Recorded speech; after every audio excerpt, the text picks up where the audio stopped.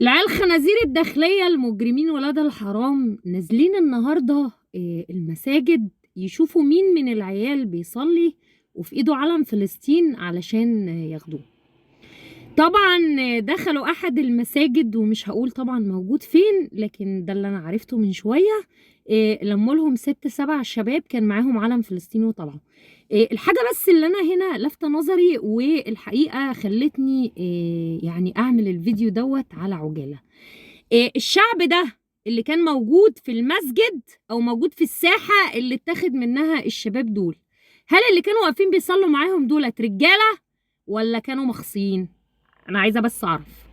هل لو انتوا وقفتوا لظابط ومعاه كام عسكري على كام امين شرطة، هل هيقدروا ياخدوا حد منكم؟ لا، مش هيقدروا ياخدوا حد منكم. لكن انتوا بقى ما عملتوش كده ليه؟ ما عملتوش كده علشان انتوا كلكم مش رجالة.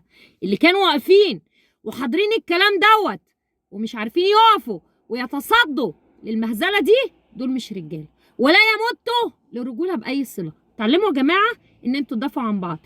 دفاعك عن اخوك المواطن هو دفاعك عن نفسك. ليه؟ لان دي كورة كده رايح جاي، حضرتك بتشوط الكورة زميلك بيشوطها لك والماتش شغال. لكن النهارده حضرتك مفنس، واحد اتاخد من وسطيكوا سايبينه، جارك اتاخد واقف حضرتك خايف شبه الفار. احنا دلوقتي يا جماعه بقينا عاملين زي ايه؟ بقينا عاملين دلوقتي زي اللي في تقفيصه فراخ، والفرارجي ابن الحرام كل شويه يفتح القفص ويقوم جايب لك ايه؟ ويقوم جايب لك شويه مننا مخلص عليهم. انتوا بقى هتعملوا ايه؟ هتفضلوا قاعدين مستسلمين للوضع ده وتقولوا اصل احنا عايشين في الامن والامان؟ هو فين الامن والامان؟ كفايه الامن والامان. حضرتك دلوقتي لما يجيلك محصل الكهرباء هتقول له خد امن وامان ولا خد البركه بتاعت السيسي ولا هتقول له ايه بالظبط؟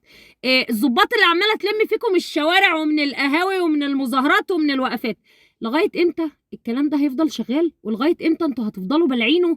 وازاي انتوا بتفتحوا عينيكم في عينين نسوانكم؟ هل الكلام دوت هيستقيم؟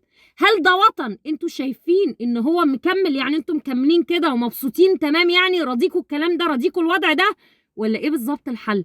لان الحقيقه انا كل يوم بتكلم وكل يوم حاسه ان انا بكلم الهوا، بتكلم في الهواء الطلق. لكن الحقيقه برضه انا مش هسكت. عارفين ليه مش هسكت؟ لان انا مش هقابل ربنا وانا شيطان اخرس. انا هفضل اتكلم وهفضل اتكلم، واللي فيكم هيطلع بطل زي اللي اتقبض عليه في السعوديه، اخونا اللي مقبوض عليه في السعوديه. هفضل ادافع عنه زي عبد الجواد السهلمي، هفضل ادافع عنه زي الامين محمد عبد المجيد، زي باقي المعتقلين، زي كل ابطال مصر. وانتوا كمان يا مقصرين هفضل افضحكم زي ما بفضح السيسي.